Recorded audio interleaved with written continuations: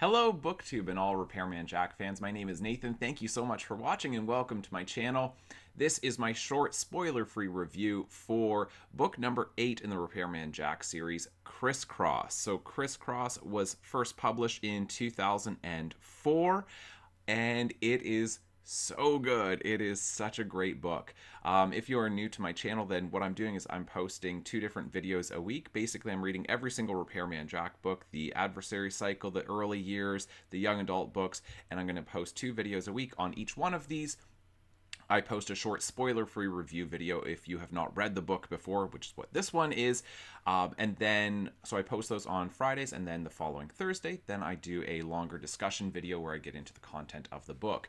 So I'm not going to give too much away with Crisscross that doesn't come up fairly early in the book. As in, I'm going to talk about the plot of it, but only the very early parts of it. But first, I'm going to read the back cover copy. So,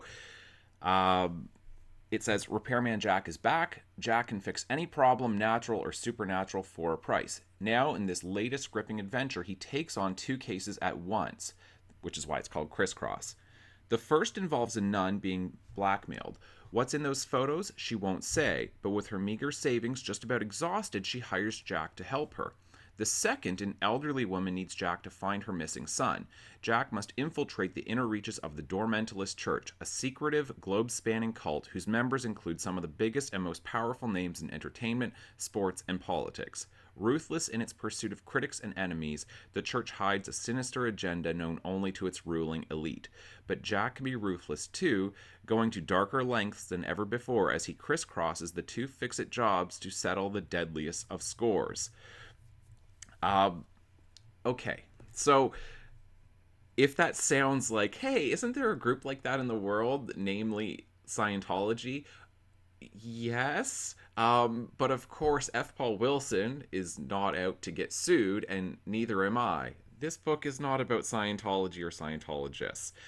In fact, he references them many times in the book, and he distinguishes them from the Dormentalist Church. If there are any readers who make a connection between the two, that is entirely on the part of the reader. I'm sure is what Dr. Wilson would say, as well as his lawyers, if he ever had to defend this. I think he's fairly safe now. This is from 2004, and as far as I know, he has not been sued. But yeah, there's definitely this cult that operates in such a way that members have to pay to take training and different classes to be able to move up what is called the fusion ladder. And so essentially the level to which you can explore this particular religion has everything to do with how much money you have. And ultimately, they are going to take everything you have in order to get you to that upper level.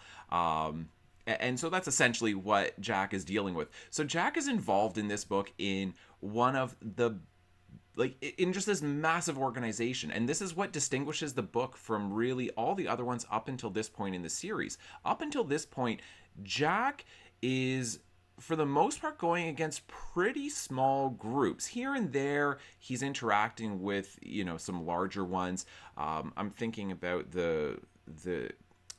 I forget what he was. He was like a gang member. I forget his exact name, but he was basically a big mobster, a big gangster. But Jack was really not going against the entire mob in that case. In this, he's really going up against this international cult that has members all over the place.